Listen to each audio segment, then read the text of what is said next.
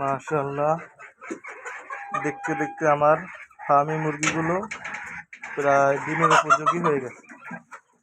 এখানে আমি 50টা বাচ্চা কিনছিলাম একবারে 180 টাকা পিস দিয়ে, ছোট ছোট বাচ্চা। এখন 35টার মতন মুরগি আছে।